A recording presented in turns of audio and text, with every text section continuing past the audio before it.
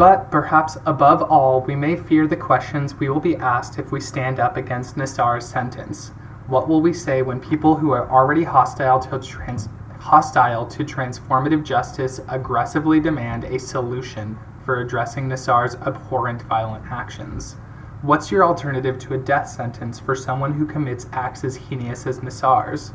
Some will spit out derisively as if the onus to create a safer society falls on the shoulders of single individuals rather than being a collective project decided together in community. One might be tempted to throw one's hands in the air and say, you know what? The devil you know is better than the devil you don't. In other words, we remain stuck with the ineffective prison system as the remedy when sexual violence, for example, is perpetuated. That is not viable in our opinion. We must depart from the crowds that applauds the signing of death warrants. Now, more than ever, we must all call people toward a new vision of justice. Granted, our vision is incomplete. There is no roadmap for justice because under this system we have never seen it. But the current system has been thoroughly mapped and it has already failed. While we all harbor fears about what it means for dangerous people to walk among us, we know in truth that such people have never ceased to walk among us, and that the purpose of the carceral system has never been to sort the good from the bad. We must also acknowledge that we simply do not know and cannot know what the occurrence, prevention, or resolution of harm could look like in our society under more just conditions. So long as the structures that instill desperation are maintained, some people will be shaped by desperation. And so long as we perpetuate mass criminalization, a security blanket with all the substances of the emperor's new clothes, we will not know what it would look like to live differently. If our rage and disgust can prompt us to endorse the violence of the carceral state, how can we expect to reach those who are skeptical of our view? Transformative justice is comprised of creative and dynamic experiments happening across the world. It is also a revival of tools that were taken from us by society that did not trust our ability to resolve harm without brutality. As educator and organizer James Kilgore has written, pre-1824, tribal courts embodied a restorative approach that greatly differed from the punitive and adversarial systems of the United States. Deeming native justice insufficiently punitive and therefore uncivilized, the federal government assumed jurisdictions over all violations of the Major Crimes Act on native reservations. The result for native people have been devastating, as difficult conditions on reservations easily facilitate the criminalization of native people, fueling high rates of incarceration.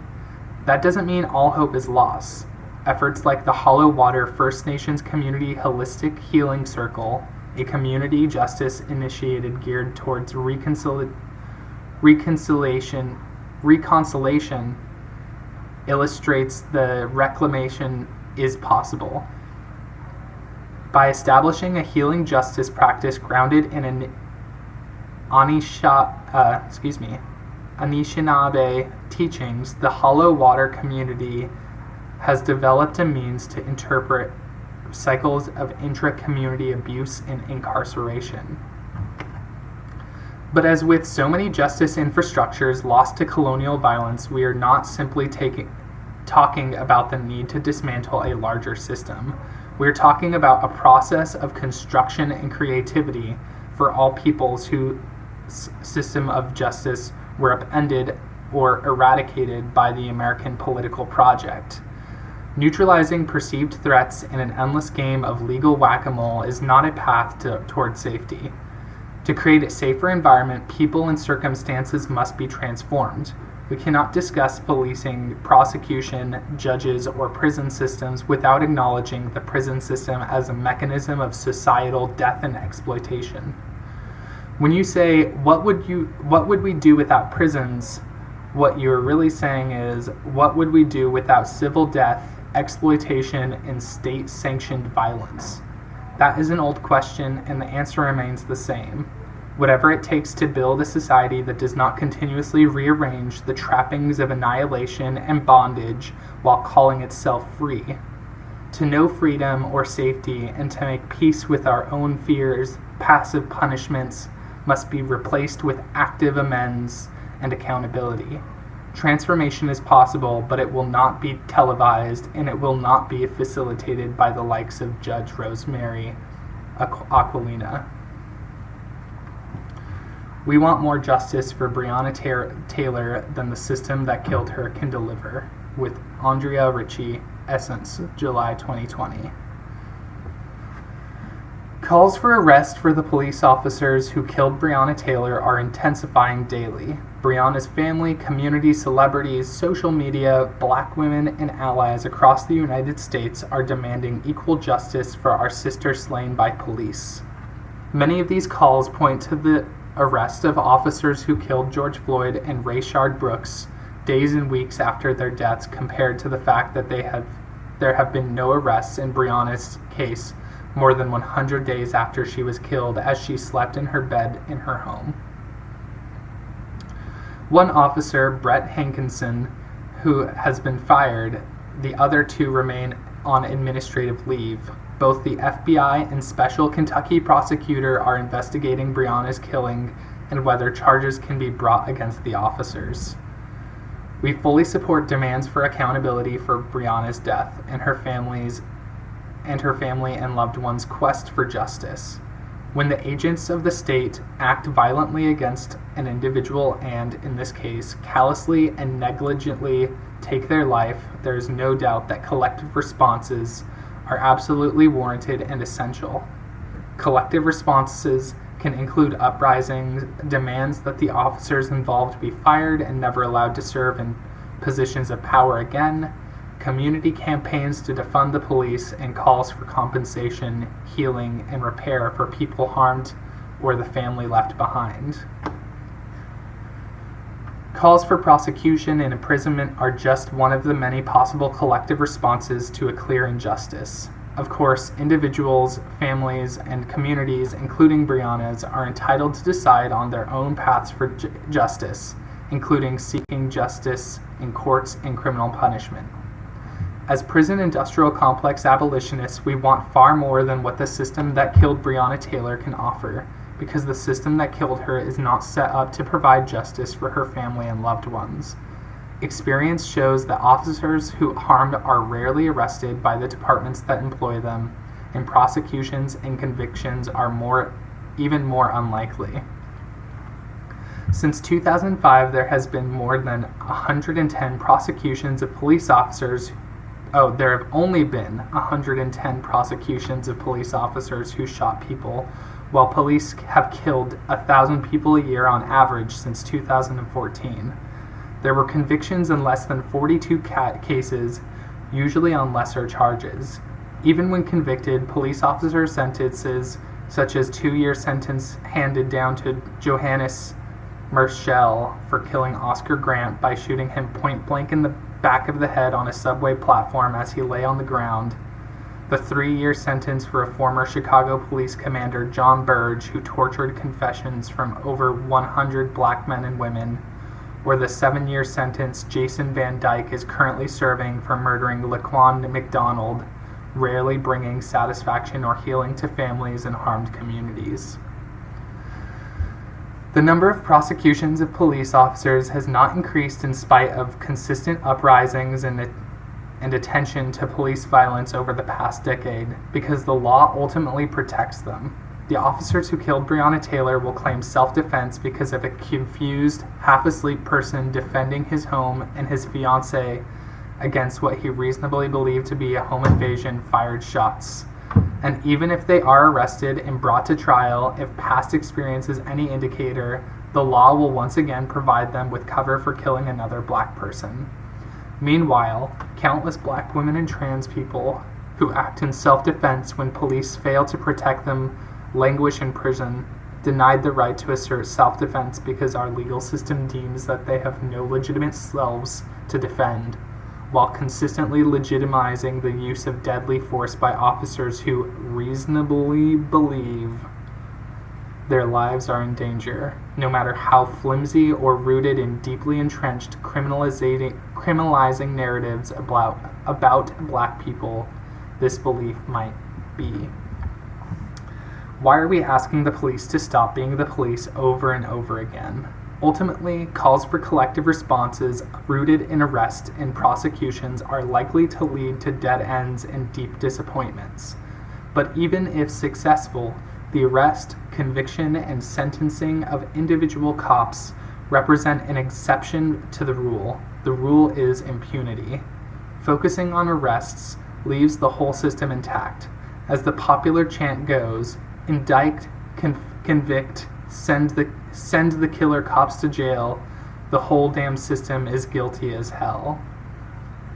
The answer to why calls for arrests and prosecutions are unlikely to bear fruit or bring about fundamental change to prevent future killings is in the second half of the chant, which highlights the fundamental flaw in the demand reflected in the first half. We want to direct our energies towards collective strategies that are more likely to be successful in delivering healing and transformation and to prevent future harms. Families and communities deserve more than heartbreak over and over again each time the system declines to hold itself accountable. Beyond strategic assessments of what is most likely to bring justice, ultimately we must choose to support collective response that align with our values. Demands for arrest and prosecutions of killer cops are inconsistent with demands to #defund police because they have proven to be sources of violence, not safety. We can't claim the system must be dismantled because it is a danger to black lives and at the same time legitimize it by turning to it for justice. As Angela Y. Davis points out, we have to be consistent in our analysis and not respond to violence in a way that compounds it. We need to use our radical imaginations to come up with new structures of accountability beyond the system we are working to dismantle. This is neither a popular nor easy position to take. It's really, really hard. People who have been or seen their loved ones arrested, prosecuted, incarcerated, and killed for the slightest infraction, or none at all, want the system to act fairly by arresting, prosecuting, and incarcerating those who harm and kill us. People who have consistently been denied protection under the law desperately want the law to live up to its promises. There are ways to support families calling for arrests without legitimizing the system, including by meeting material needs, providing safety for families and communities, and working to disempower police. Turning away from the systems of policing and punishment doesn't mean turning away from accountability. It just means we stop setting the value of a life by how much time another person does in a cage for violating or taking it, particularly when the criminal punishment system has consistently made clear whose lives it will value and whose lives it will cage. We want to invite a broader and deeper conception of justice for Breonna Taylor and other survivors and family members harmed by police violence. One rooted in reparations modeled on Chicago's recent successful struggle for reparations for survivors and families of people tortured by former Chicago Police Commander John Burge. The reparations framework outlines 5 elements: repair, restoration, acknowledgement, cessation, and non-repetition. Under this framework, there is no question Breonna's family is entitled to accountability, including immediate termination of the officers involved in her killing, and banning them from any future position that would allow them to carry a weapon or hold a position of power that can be abused in the way that they abused it in Breonna's case. They are also entitled to a process through which the officers must hear and be accountable to their pain, know the full value of the life they took, and make amends to our collective satisfactions. Breonna's family is entitled to repair, compensation for their pain and suffering without the necessity of having to endure lengthy litigation during which their loved one's reputation, history, associations, characters will be assailed without having to look over and over at an incident report that states no one was injured when their daughter and sister bled out in her bed in a hail of bullets, and without having to pay extensive litigation costs and undergo additional suffering through the process. They are also entitled to restoration and healing services. Under a reparations framework, Brianna's family and all of us are also entitled to more than an individualized response to what is a systematic problem. We are entitled to immediate cessation of the actions that caused her death. No-knock warrants, to be sure, but also short-knock warrants and dangerous drug raids in all their forms. And all of us are entitled to non-repetition, an end to the conditions that produced her death, including an end to drug war that killed her, and the forces of gentrification that brought police into her neighborhood. It is long past time for an approach to drug use that saves lives instead of ending them, whether in a raid or in a cell, and in reckoning with the ways in which economic policies are driving deadly policing practices. The movement for Black Lives recently introduced the Breathe Act, which enshrines demands for the Vision for Black Lives 2020 and calls for reparations for survivors of police violence and the families of those who did not survive, and for people impacted by the drug war, both of which would offer far more than prosecutions in Brianna's case. The M4BL Reparations Now Toolkit offers an understanding of how these demands were actualized in Chicago and how they fit into larger calls for reparations for the long legacy and continuing impacts of chattel slavery that produced not only Breonna's death, but also that of George Floyd, Tony McDade, Remy Fells, Breonna Hill, Rayshard Brooks, Elijah McClain, Brayla Stone, and so many more. The Louisville City Council recently announced a resolution calling for an investigation into the mayor's administration and the events leading up to Breonna's killing, as well as police response to the protest calling for justice in her case. This process could serve as the first step to a more comprehensive, reparations-based approach to justice for Breonna. Breonna and all of us deserve so much more than arrests and prosecution of individual officers can offer. We are demanding a bold and expansive version of justice in her name. And it looks like that was part 3. Thanks for listening in. Next week we are skipping this book for our other book. And so the week of 6/27 I'll have part 4 up. Thanks.